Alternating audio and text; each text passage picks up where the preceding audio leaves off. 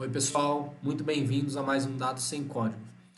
Nesse programa abordamos tudo o que você precisa saber para se tornar um analista de dados até 10 vezes mais produtivo. E o melhor, sem precisar saber nada sobre programação. Me chamo Davi Silva e hoje eu vou trazer para vocês algumas dicas sobre como você pode usar a análise de dados para se destacar, seja na empresa que você está ou em alguma área da sua vida, seja você um empreendedor ou até mesmo para você conseguir clientes, para você trabalhar melhor com eles, tá? Então, vamos pro conteúdo. Lembrando, tá? As dicas que eu vou dar para vocês aqui serão em forma de um passo a passo. São dicas que, se aplicadas da forma certa, elas vão te ajudar a ganhar tanto visibilidade quanto a confiança dos clientes internos de vocês, ou dos seus clientes mesmo. E trata-se de aprender o que realmente importa dentro de uma organização para que você para que você use os dados e o resultado que eles dão para as pessoas a seu favor. Então é muito importante isso para que vocês entendam e vocês consigam alçar voos maiores nas carreiras de vocês, vocês consigam utilizar a análise de dados a favor disso, tá? Então vamos lá. O que realmente importa dentro de uma empresa, tá? De forma rasa, se a gente for fazer uma análise, né? Toda empresa é criada para ganhar dinheiro. Isso é óbvio, né? Só que a forma como as empresas ganham dinheiro, ela difere, ela vai sendo diferente.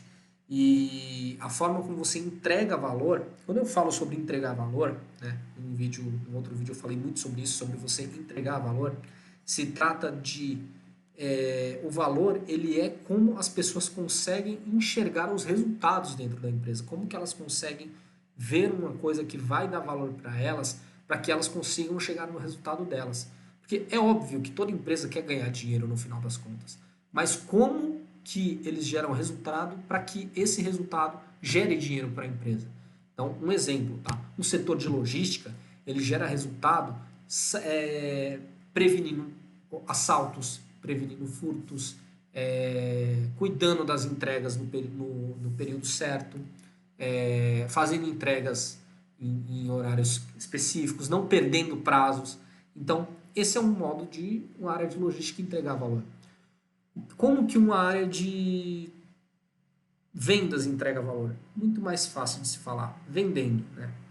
Fazendo vendas, fazendo cada vez mais vendas, batendo metas. Então, a forma como você vai entregar valor é muito diferente nesses dois lugares. E você tem que entender o que realmente importa para aquela área, para aquele setor, para aquela pessoa que você deseja impactar dentro da empresa.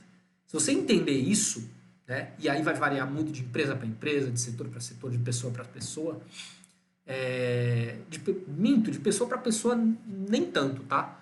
Porque às vezes a pessoa ela trabalha, ela toma decisões, mas ela não sabe o que é que ela usa para tomar essas decisões. Como que ela pode tomar decisões mais assertivas, né? Como que ela pode tomar decisões com mais propriedade. Às vezes ela não sabe. E você entender isso, entender aquele setor, entender aquela área, faz toda a diferença para que você consiga se destacar e entregar efetivamente valor para quem importa, né? Se você não é SLT, não tem problema, tá?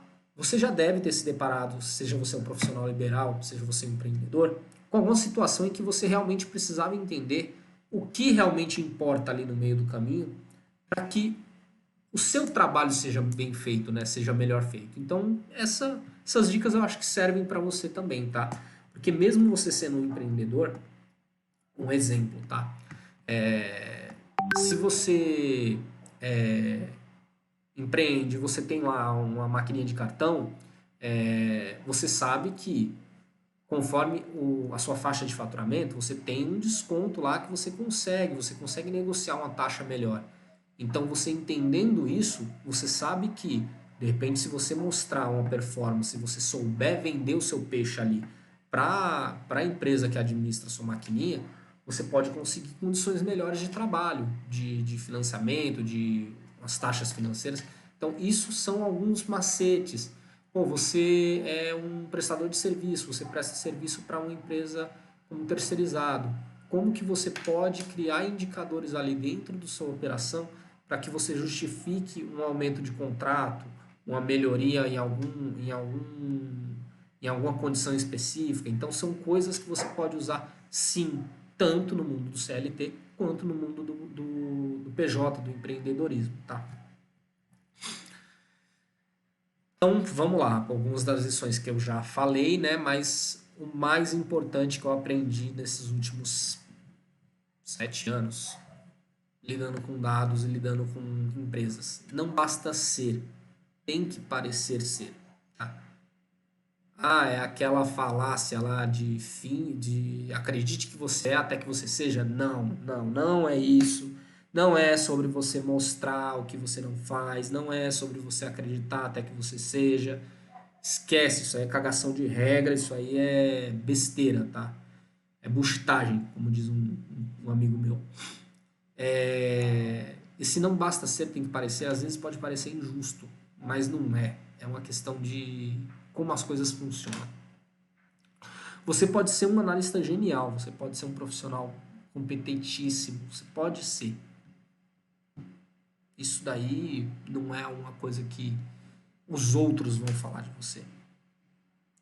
Mas a partir do momento que você consegue se mostrar sendo essa pessoa, o jogo muda. Porque uma coisa é você ser um profissional excepcional, ir lá, bate seu ponto, sai na hora, chega na hora, faz seu horário de almoço, faz tudo certinho, nenhum problema, mas você não sabe se vender. Você faz relatórios ótimos, mas você simplesmente faz aquilo que te pedem, né? Às vezes você é um cara foda, você é muito bom no que você faz, só que você entrega só aquilo que é necessário. Você não está se mostrando acima do que te pedem. Você está se mostrando só o que te pedem, né? Então, não basta você ser. Você tem que parecer ser. Você quer ser tratado como alguém com performance, então você tem que mostrar que você tem performance, né? Se você acha que o seu trabalho é importante para a empresa, né? Óbvio que tem um pouco de bom senso aí no meio, tá? Mas se você crê que o seu trabalho é importante, que você merece mais reconhecimento, você tem que aprender como mostrar esse valor para o seu chefe. Você tem que aprender como impactar ele de uma forma positiva para que ele reconheça o seu trabalho. Como que você faz isso, né? Tem algumas dicas que eu vou dar aqui que vão falar sobre isso. Mas é importante você entender o impacto que isso tem, tá?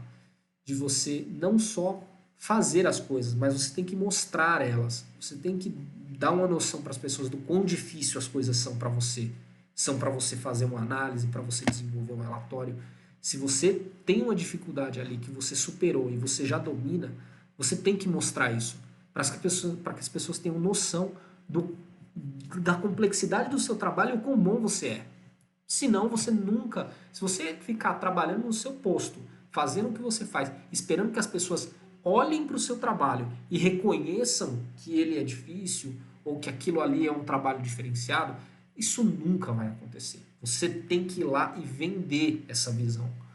Dessa forma, sim, você consegue trazer as pessoas para o seu lado e fazer com que elas entendam o seu valor dentro da organização, o seu valor como prestador de serviço, e aí você consegue se desenvolver.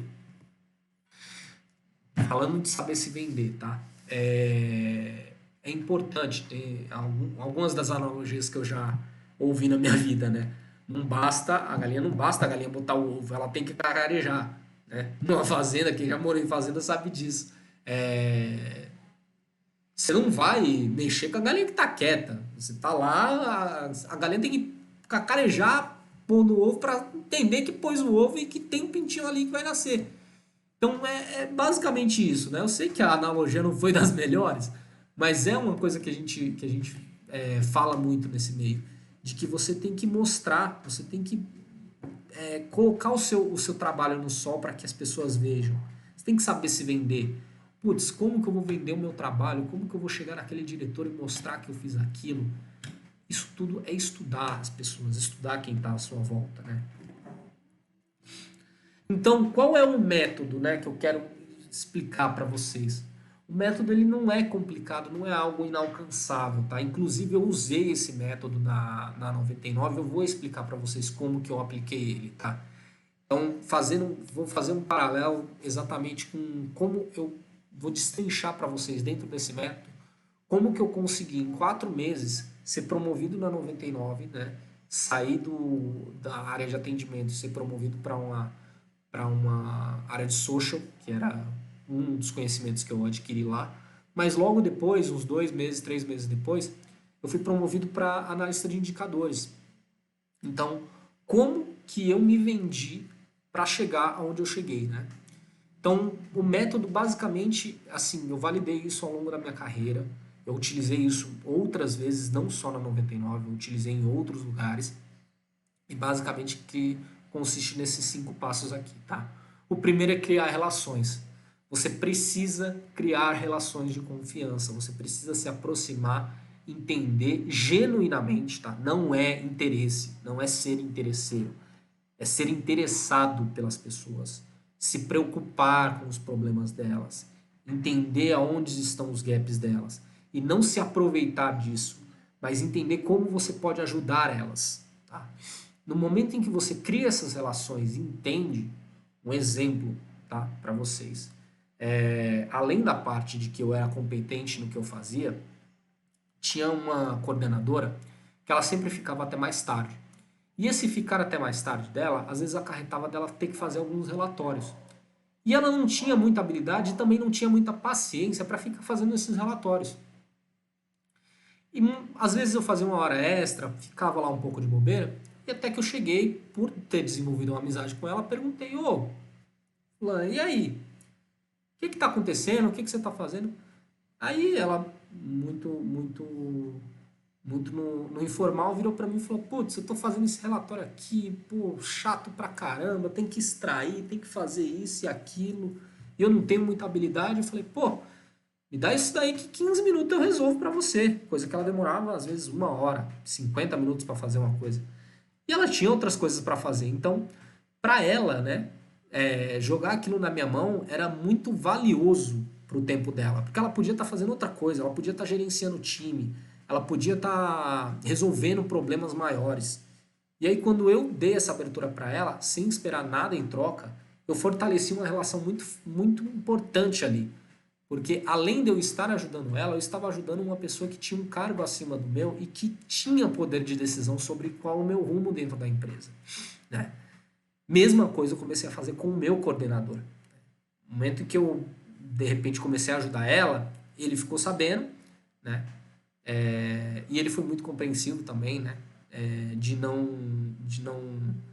me enfrentar em nenhum momento. Ele simplesmente falou: Nossa, você está fazendo um relatório para ela? Legal, você pode fazer os meus também? Você consegue fazer? Cara, eu, particularmente, eu era solteiro. Solteiro não, né? Tava namorando na época, mas enfim. Eu não tinha muitas responsabilidades, então podia assumir alguns trabalhos assim.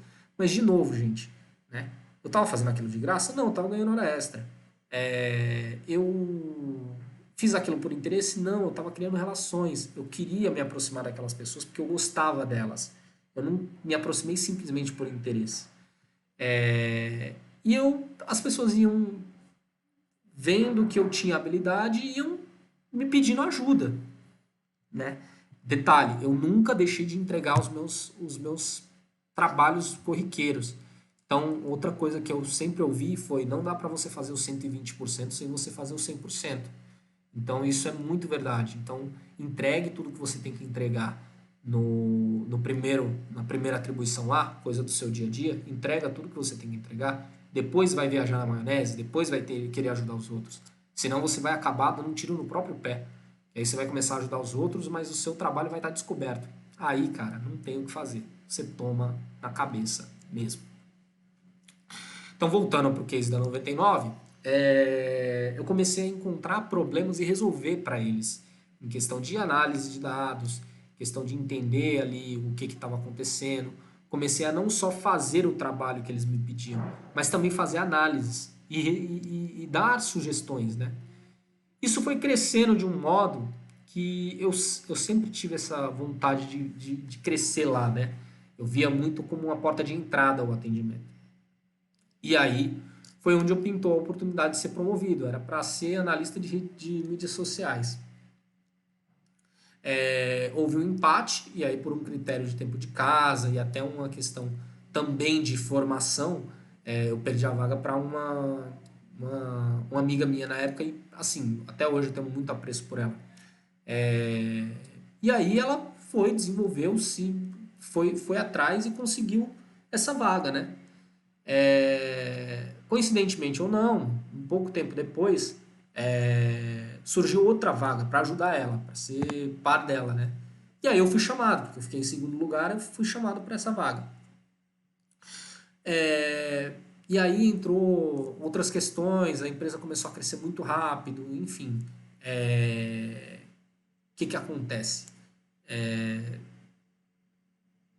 A diretora, no caso, né, que eu já conhecia ela, já tinha feito um trabalhinho ou outro para ela, precisava de alguém para coletar informações da operação e fazer essa gestão e esse planejamento junto com ela. Como eu já tinha me mostrado solícito algumas vezes e ela viu que eu aguentava o tranco, ela perguntou para mim se eu não queria trabalhar para ela. E aí foi onde eu parei de trabalhar com atendimento, parei de trabalhar na linha de frente e fui trabalhar na área estratégica junto com ela. Eu não tinha 10% do conhecimento que eu tenho hoje, mas eu tinha força de vontade e eu entendia um pouco do que ela queria, até por causa da minha formação, enfim. Consegui me desenvolver junto com ela e fazer essas entregas com ela. Então, basicamente, esses 3 primeiros passos aqui eu apliquei lá dentro, que foi criar relações, encontrar problemas e resolver esses problemas utilizando dados, tá? Eu Nesse meio tempo, eu encontrava os problemas, os próprios dados, eles me mostravam os problemas da operação e eu utilizava mais dados, eu ia atrás de mais informação para resolver esses problemas que estavam aparecendo na operação, né? E aí, né, não só na 99, mas depois em uma experiência com o e-commerce, eu criei esse mesmo trajeto. Eu mostrei valor para o meu gerente, eu mostrei que eu era capaz de fazer aquilo, comecei a fazer em pequena escala para ele começou a ganhar notoriedade, ele começou a me reconhecer também, até o momento em que eu comecei a ter a oportunidade de mostrar meu trabalho para os diretores reconheceram isso, eles sabiam o quanto era difícil, aí eu não precisei seguir esse quarto passo aqui, que é mostrar como foi difícil, né? Mas é muito importante que as pessoas tenham noção do quão difícil é o seu trabalho. No momento em que eles entenderam a dificuldade que era fazer um trabalho como aquele e que eu estava capacitado para fazer, coisa que até então só eles faziam, eles começaram a tomar mais confiança em mim. Porque, de novo, né? Por que que o primeiro passo aqui é criar relações? Você não vai pôr a mão em problemas grandes se você não tiver a confiança de quem está envolvido naquilo. As pessoas têm medo. As pessoas têm medo que você descubra os segredos delas. As pessoas têm medo que você faça algum mal para elas no momento em que você sabe dos problemas dela. Então, quando você cria relações, você quebra essa primeira objeção das pessoas em, putz, esse cara vai me ferrar, nossa, não vou abrir meus dados para ele, ele vai pegar isso aqui e vai usar para benefício próprio. Então, criar relações é muito importante nesse trajeto de você se destacar e você conseguir entregar valor para as pessoas. Identificar também, né? Tá meio que subjetivo aqui, mas identificar quem é um cara que pode te ajudar. Então, tocando em miúdos, né? Se a gente for colocar isso mais direto, se você já sabe trabalhar com dados, então é você encontrar uma pessoa, criar uma relação de confiança com essa pessoa que é decisiva em alguma frente da organização, de preferência uma pessoa que esteja próxima do seu setor e do seu trabalho, entrega valor para essa pessoa, resolvendo um problema para ela. Essa pessoa ela vai entender como que você pode ser importante para ela em algum momento. E aí quando você mostra o que foi difícil, quando você entrega valor para essa pessoa, para a pessoa correta, e ela reconhece, cara, já era, tá feito. Você consegue ir se destacando e ganhando mais espaço, né? É óbvio que eu atendi essa diretora, ela me ajudou muito pessoalmente, interpessoalmente e até na minha escalada na 99. Mas foi tudo porque eu comecei a entregar valor para as pessoas certas, né? Você não pode cair no vacilo de investir seu tempo em pessoas que não vale a pena, nem para você nem para a organização, né? Se você faz isso para um amigo, para uma pessoa que você tem apreço, tudo bem, não tem problemas. Mas quando você está pensando na sua carreira, você tem que agir estrategicamente. Não com interesse, tá? Mas sendo interessado, sendo genuinamente preocupado com os problemas dessas pessoas e criando relações, né? Às vezes eu ouvia muito, né? Os coordenadores falam, pô, vai almoçar com a gente e tal. E criar relações, não é a questão de, putz, eu vou andar só com gente que tem medalha no peito, só gente que tem cacife. Não é isso, gente.